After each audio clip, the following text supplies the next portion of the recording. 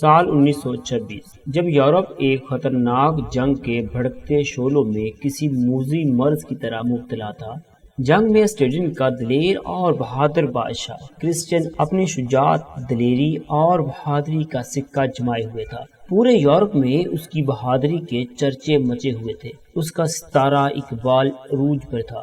دولت، حشمت، شہرت، سبھی کچھ اسے حاصل تھا، مگر محروم تھا تو اولاد کی نعمت سے۔ بالآخر 1926 میں اس کے ہاں ایک بیٹی پیدا ہوئی جس کا نام کرسٹینا رکھا گیا۔ اسٹیڈن کا بادشاہ کرسچن نے اپنی ساری عمر جنگ و جدال میں گزاری تھی اور اس کی موت بھی میدان جنگ میں ہی واقع ہوئی۔ باپ کی موت کے وقت کرسٹینا کی عمر 6 سال تھی۔ بادشاہ کو بیٹے کی اولاد تو نہیں، اس لیے کرسٹینا ہی کو تخت و تاج کا وارث قرار دیا گیا۔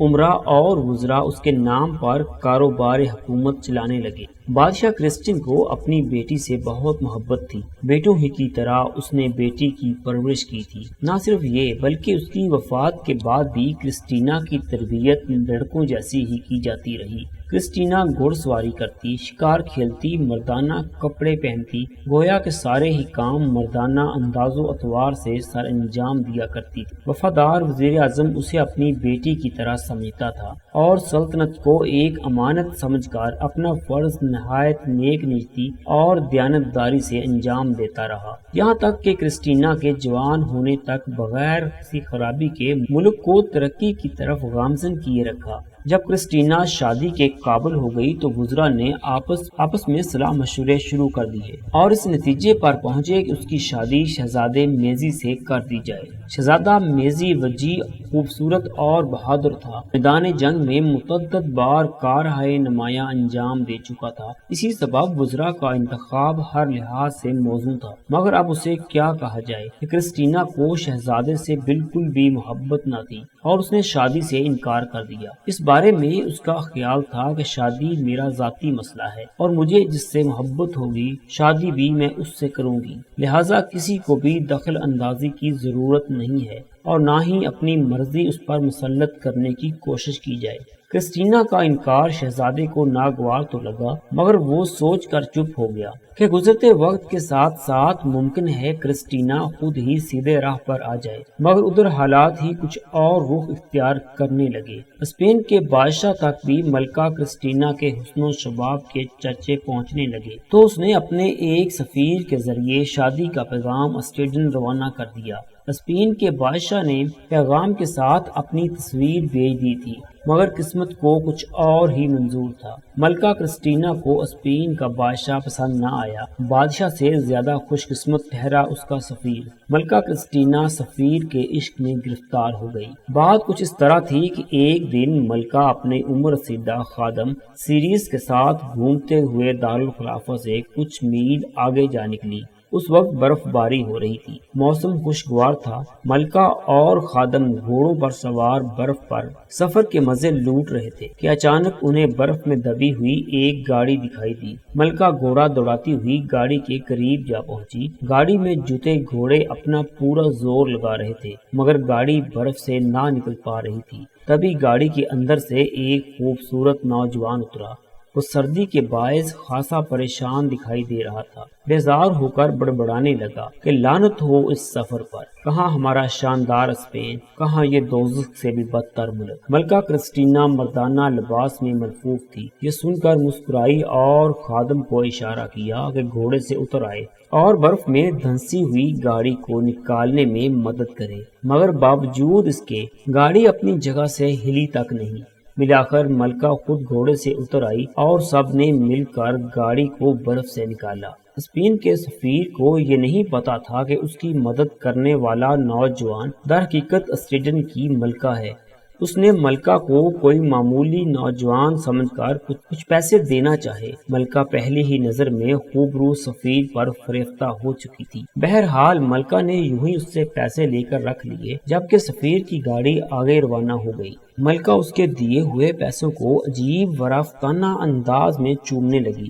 اب دل ڈھلنے لگا تھا۔ برف باری کے ساتھ سردی میں بھی شدت آتی جا رہی تھی، جس کے باعث ملکہ رات سے پہلے دارالخلافہ نہیں پہنچ سکتی تھی۔ یہاں سے تھوڑے فاصلے پر ایک چھوٹی سی سرائے تھی۔ وہ وہاں جا پہنچی اور عام انسان کے روپ میں ایک کمرہ کرائے پر لے کر رات گزارنے کی ٹھانی۔ ملکہ کرسٹینا کو مذکورہ ہوٹل میں کمرہ کرائے پر لیے تھوڑی ہی دیر گزری تھی کہ سفیر کی گاڑی بھی اس ہوٹل کے سامنے پہنچ کر رکی۔ سفیر گاڑی سے اتر کر ہوٹل میں داخل ہوا اور ہوٹل کے مالک سے کمرہ کرائے پر حاصل کرنے کا کہا۔ سوئے اتفاق کے اس وقت اس سرائے میں کوئی کمرہ خالی نہ تھا، لہذا سرائے کے مالک نے نہایت مؤدبانہ انداز میں جواب دیا، حضور والا، اس وقت آپ کو کھانے پینے کا سامان تو مل سکتا ہے، مگر افسوس کہ شب بسری کے لیے کوئی کمرہ خالی نہیں ہے، آپ اپنی گاڑی میں ہی رات بسر کر سکتے ہیں۔ ملکہ اس وقت مردانہ لباس میں ایک طرف بیٹھی سردی کی شدت کم کرنے کی خاطر شراب پی رہی تھی۔ سفیر اسے پہچان کر اس کی طرف بڑھا اور بولا، آپ کو زحمت تو ہوگی کہ میں رات اپنی گاڑی میں نہیں گزار سکتا، اگر آپ اجازت دیں تو میں آپ کے کمرے میں یہ سرد رات بسر کر لوں۔ ملکہ کی دلی حالت و کیفیات کا بخوبی اندازہ لگایا جا سکتا ہے۔ اس کی رگوں پہ میں پھل جڑیاں سی چھوٹنے لگی، تاہم اس نے بظاہر ہموار لہجے میں جواب دیا، بہت بہتر۔ پھر دونوں وہاں سے اٹھ کر سونے کے لیے کمرے میں آ گئے۔ سفیر کمرے میں داخل ہوتے ہی مسہری پر دراز ہو کر پاؤں پھیلائے لیٹ گیا۔ ملکہ کو ایک سوچ نے آ لیا کہ آیا وہ مردانہ لباس اتار دے یا اسی طرح ہی سو جائے۔ سفیر جو پلنگ پہ لیٹا اسی کی جانب تکے جا رہا تھا۔ اسے ابھی تک یہ پتہ ہی نہ تھا کہ اس کے سامنے کوئی معمولی نوجوان نہیں بلکہ اسپین کی ملکہ کھڑی ہے۔ اس کے تو ساز و گمان میں بھی یہ بات نہ تھی کہ یہ لڑکی ہے جو مردانہ لباس میں سیر و تفریح کرنے آئی ہے۔ ادھر سفیر کو جانے کیا سوجی کہ اس نے کرسٹینا کا ہاتھ پکڑ کر اپنے پلنگ کی طرف کھینچا۔ وہ ساری رات دونوں نے ایک ہی پلنگ پر سوتے ہوئے گزار دی۔ صبح ہوئی تو ملکہ کا دل نہایت بے چینی کے عالم میں بے طرح دھڑک رہا تھا۔ وہ مخمور اور چور سی ہو گئی۔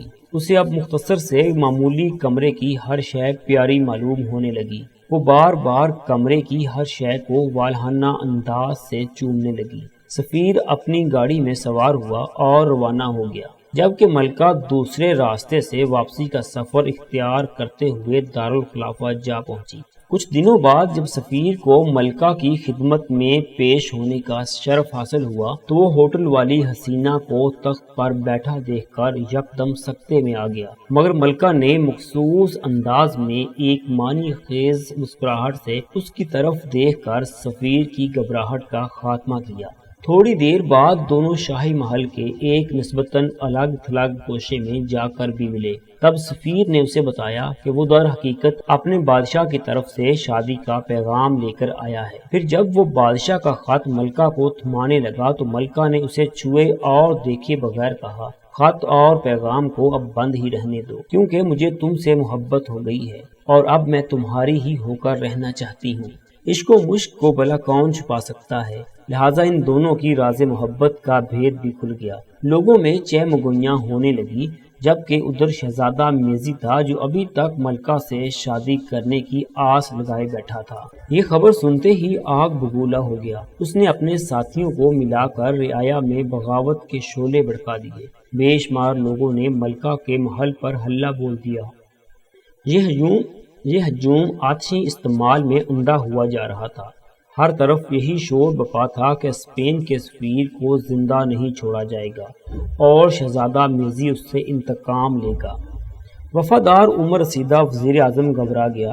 اس نے ملکہ کرسٹینا کو یہ مشورہ دیا کہ وہ سفیر کو محل سے نکال باہر کرے اور خود شہزادے میزی سے شادی کر لے، مگر ملکہ اس بات پر آمادہ نہ ہوئی اور بولی، میں سفیر کی زندگی بچانے کی خاطر اسے کسی طرح محل سے بحفاظت نکال کر واپس تو بھیج سکتی ہوں، مگر شہزادہ میزی سے ہرگز شادی نہیں کروں گی۔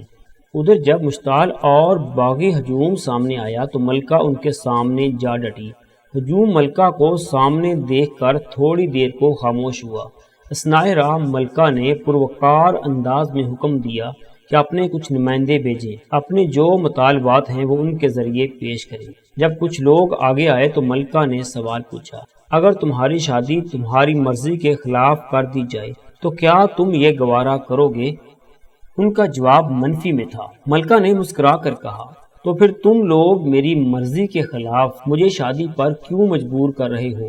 ملکہ کرسٹینا کی یہ بات سن کر وہ سب شرمندہ ہوئے، کوئی بھی جواب نہ دے سکا۔ پھر وہی ہجوم جو ملکہ کے خون کا پیاسا تھا، وہی ملکہ زندہ باد کے نعرے لگاتا ہوا واپس لوٹ گیا۔ دوسرے دن ملکہ نے عام دربار بلایا، سب امراء اور وزیر بھی حاضر تھے۔ اس وقت ملکہ نے اپنے سر کا تاج اتار کر ان کے سامنے رکھ دیا اور بولی، میں تم لوگوں کی ملکہ ہوں، میرا جسم و جان تمہارا ہے، مگر اپنے دل کی مالک میں خود ہوں۔ یہ تخت و تاج تم جسے چاہو دے سکتے ہو۔ یکا یک دربار میں دم بخود سا سناٹا طاری ہو گیا۔ تمام امیروں، وزیروں اور غریبوں نے ملکہ کو سمجھانے کی بہت کوشش کی، مگر ملکہ سب کچھ چھوڑ کر سمندر کنارے جانے لگی، جدھر اس کا محبوب سفیر کا بحری جہاز روانگی کے لیے تیار کھڑا تھا۔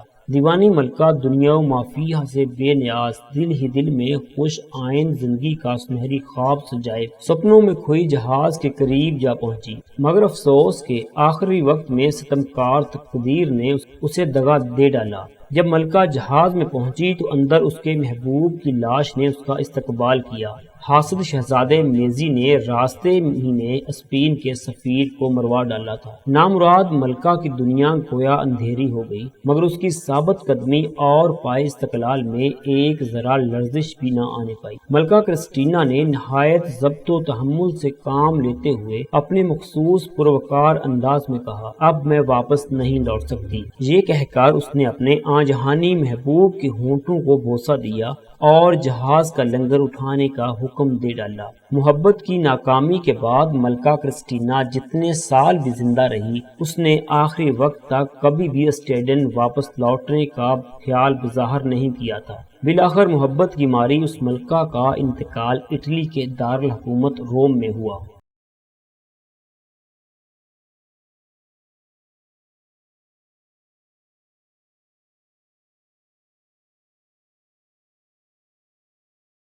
تو دوستو، یہ تھی ہماری آج کی سٹوری۔ جانے سے پہلے اس ویڈیو کو لائک کریں، شیئر کریں، کمنٹ باکس میں اپنی رائے کا اظہار ضرور کریں۔ چینل کو سبسکرائب کر لیں اگر سبسکرائب نہیں کیا تو۔